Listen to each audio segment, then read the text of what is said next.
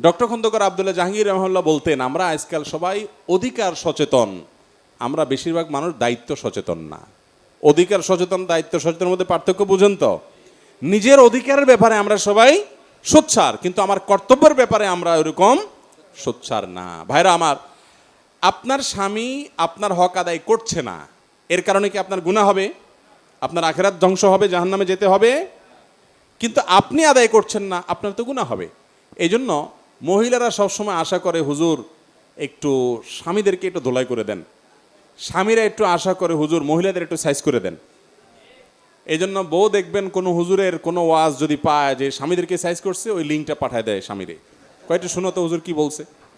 আবার একই কাজ স্বামীও করে বউয়ের ব্যাপারে।